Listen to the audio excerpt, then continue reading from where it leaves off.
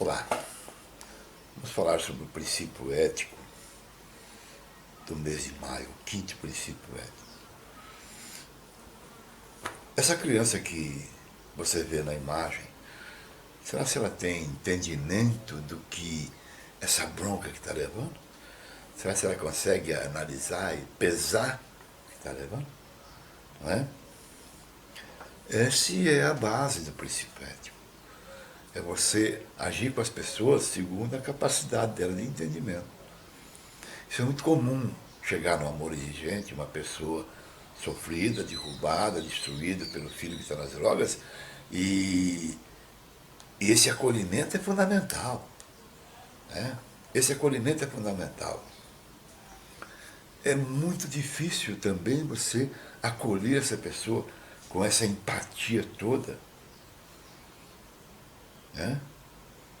Quando eu falei para a nossa coordenadora do grupo, Adriana, na primeira vez que ela chegou, que eu falei que o marido dela era manipulador, ela ficou brava, ela falou que não voltaria mais. Que meu marido não mente, imagina meu marido mentir. Vê como é complicado. Então, qualquer informação que você possa dar, ela tem um peso. As pessoas não estão preparadas para saber a verdade, para saber a realidade do que está acontecendo na sua vida, na sua casa.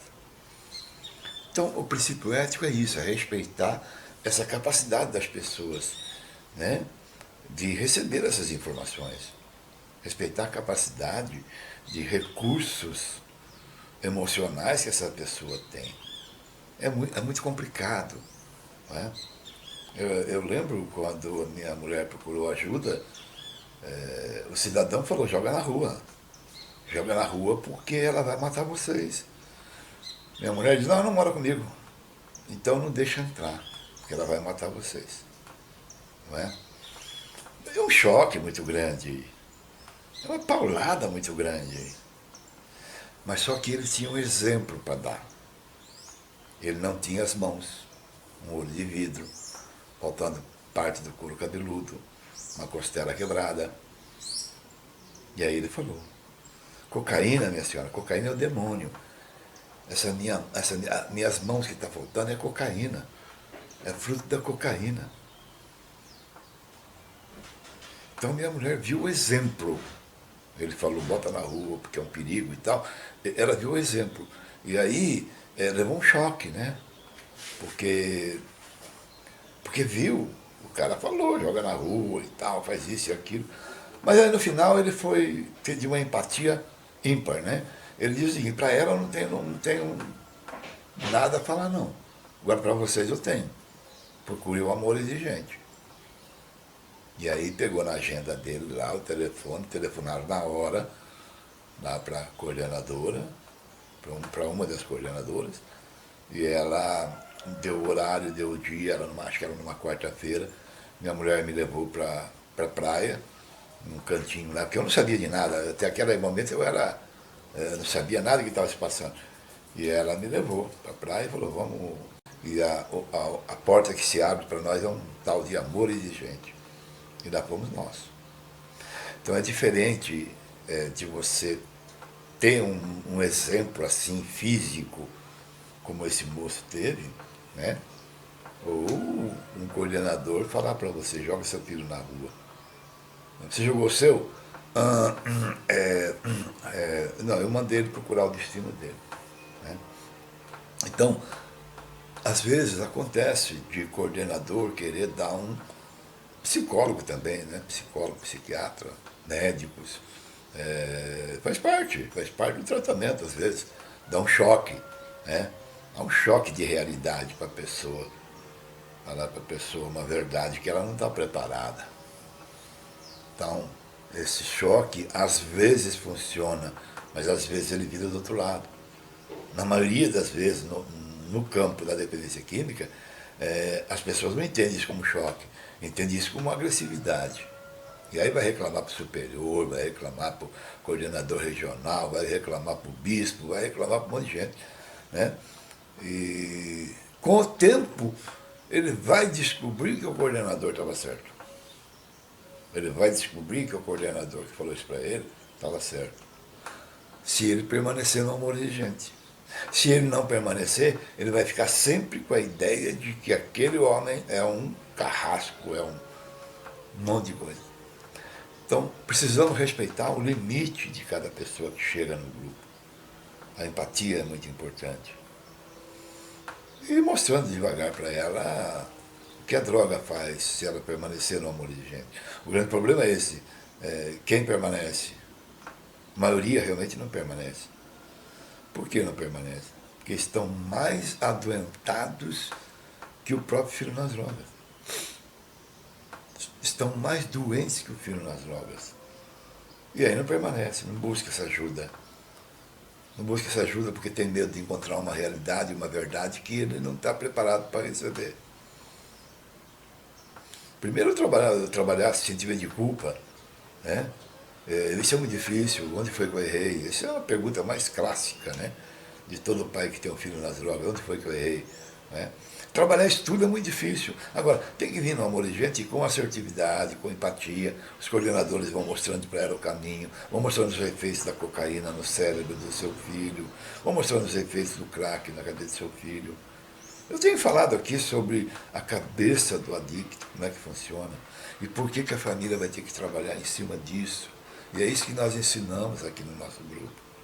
É trabalhar em cima do cérebro do adicto, o que ele pensa, do que ele faz, do que ele sente, principalmente do que ele está sentindo. Do que ele está sentindo.